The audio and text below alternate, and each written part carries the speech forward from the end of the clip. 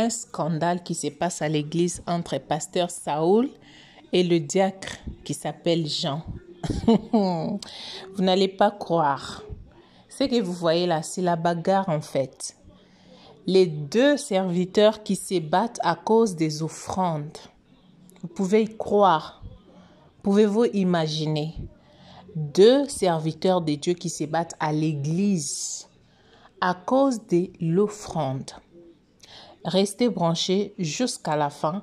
Vous allez comprendre de quoi il s'agit. Salut à tout le monde et j'espère que vous allez tous bien et bienvenue sur Mianda la douce officielle, votre chaîne qui vous sert de bonnes choses. Alors aujourd'hui, nous allons vous présenter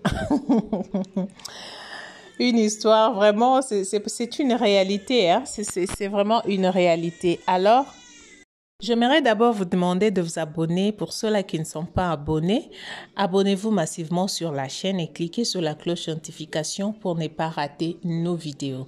Alors, si vous avez aimé cette vidéo, n'hésitez pas de partager et de liker, de nous laisser aussi un commentaire là-dessus pour nous faire savoir de quoi vous pensez. Alors, ces pasteurs Saül étaient en train de prêcher sur la chair et le diacre était juste à côté. Et les offrandes, les services a commencé normalement et c'était le moment des offrandes. Ils ont offert à Dieu. Nous savons que nous offrons, quand nous venons à l'église, nous offrons, nous savons que nous offrons à Dieu. Mais ce n'est pas Dieu qui mange cet argent. Ceux-là qui mangent l'argent, nous connaissons qui ils sont. Alors, on ne peut pas refuser d'offrir parce que ce sont eux qui mangent. Alors, c'est déjà comme ça. Et ils ont offert. Quand les gens venaient pour offrir, en tout cas, je n'ai pas voulu vous montrer toute la vidéo parce qu'il s'agit de la bagarre et YouTube a ses règles qu'on doit respecter en fait. Et quand les cultes, avant même que le culte termine, parce que vous pouvez voir qu'il y a des fidèles qui étaient encore là, et qui était en train de filmer la scène qui s'est passée. Selon le pasteur, quand il était sur la chaire en train de prêcher, il voyait les gens amener les offrandes et le panier était tellement full et les offrandes étaient d'une bonne quantité, selon le pasteur. Et quand le diacre a pris les offrandes pour aller compter, il s'est fait que l'argent paraît peu par rapport aux quantités que le pasteur voyait quand il était sur la chaire. Et il a commencé à menacer le diacre, il a commencé à demander où se trouvait l'argent qui reste. Parce que d'après lui, cet argent-là était tellement beaucoup que le diacre a pris une petite somme, une somme en fait. Et le diacre, essayant de se justifier, le pasteur a sauté sur le diacre. Les amis, je vous dis, c'est terrible. Et les croyants ont commencé à filmer. Le pasteur a frappé le diacre. Le pasteur a commencé à tabasser le diacre. Je vous jure que c'était terrible sur cette vidéo. Je ne sais pas si vous pouvez voir. C'est vraiment lamentable, hein?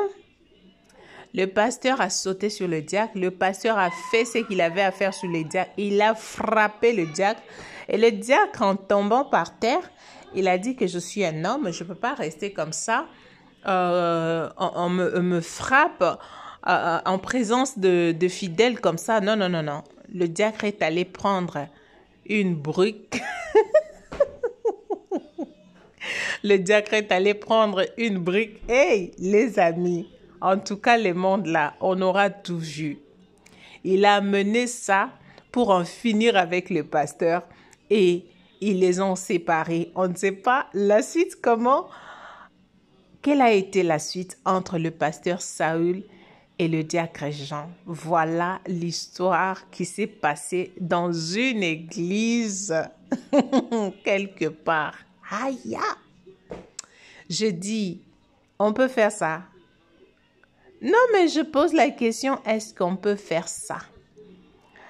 Dans la maison appelée des dieux.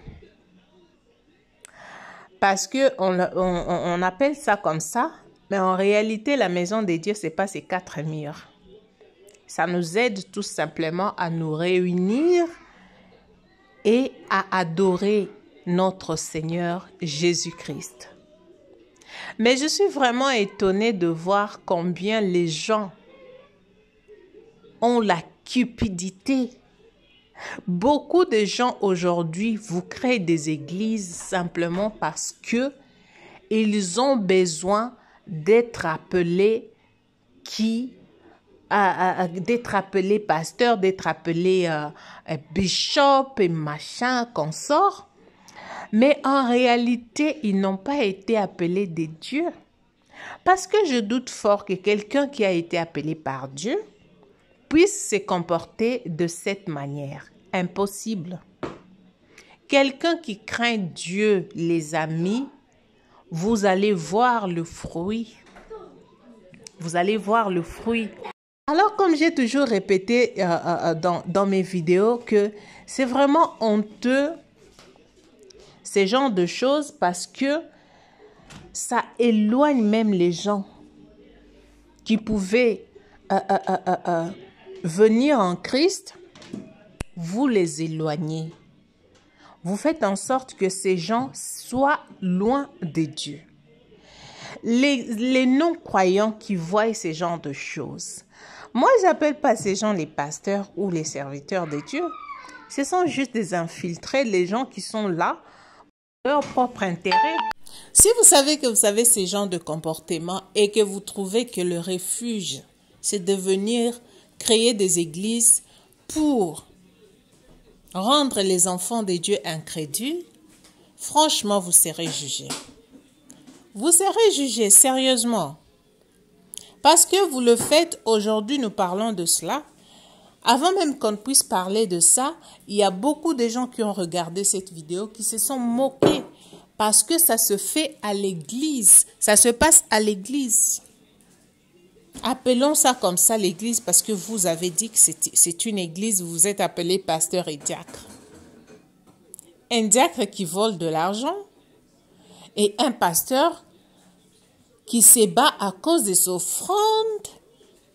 Non mais attendez, c'est pas possible. Vous ne pouvez pas arranger cette histoire entre vous, en huis clos. Vous ne pouvez pas le faire seul, entre vous. Est-ce que c'est vraiment important de venir, de vous battre en présence de vos fidèles? Ces offrandes-là que nous mettons, ces offrandes-là que les gens mettent à l'église, vous donnent à l'église, c'est pas votre argent, hein?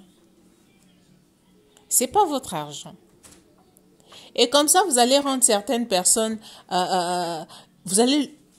certaines personnes vont se dire non, on ne peut pas offrir parce que voilà, nos pasteurs, les pasteurs c'est bas, le pasteur fait ça, le pasteur fait ça. Si je mets mon argent, je donne mon argent, c'est pour le pasteur et tout et tout et tout. C'est pas normal ce que vous faites. Ce n'est pas normal ce que vous faites, les amis. Moi, j'appelle pas ça le pasteur. Et vous allez voir que dans une église comme ça, les gens sont fidèles, ils y vont tous les jours et ils ne ratent même pas le culte. Ils sont là, pasteur, mon papa, mon ci, mon ça. Les gens comme ça. Les gens comme ça qui ne craignent même pas Dieu, comme ça. Vous allez voir les gens, vous allez voir les fidèles qui y vont tous les jours presque.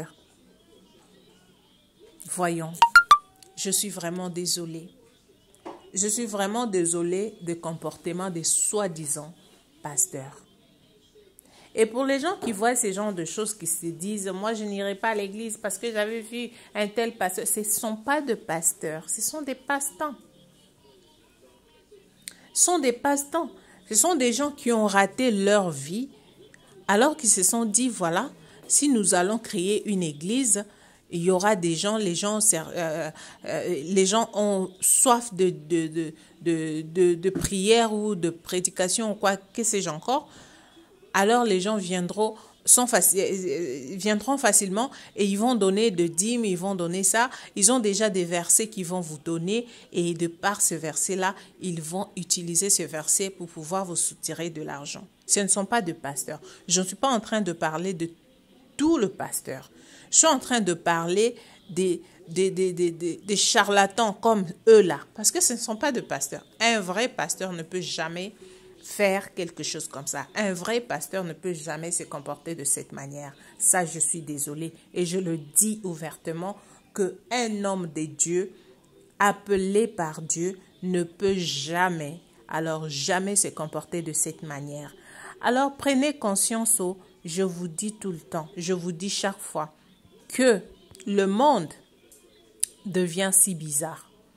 Alors, arrêtez de croire à n'importe qui. Vous allez dans une église comme ça, vous voyez des comportements bizarres comme ça, n'y restez pas. Tirez-vous de là. N'y restez pas. Parce que si vous restez là-bas, vous serez aussi perdu comme eux. Vous avez déjà vu un aveugle qui fait marcher un autre aveugle, qui conduit un autre aveugle? Non, non, non, non, non. Soit c'est quelqu'un qui voit, qui a une vision, qui peut amener un aveugle pour lui montrer la voie. Soit c'est pas, soit l'aveugle reste là où il est, ou il cherche un autre chemin. Voilà donc, c'est tout ce que j'avais à vous présenter aujourd'hui. Laissez-moi dans les commentaires qu'est-ce que vous pensez de cette histoire. Que pouvons-nous faire de ce genre de personnes? Vous vous retrouvez dans une église comme ça, ne restez pas. Obéissez Dieu et craignez Dieu. Que Dieu vous bénisse.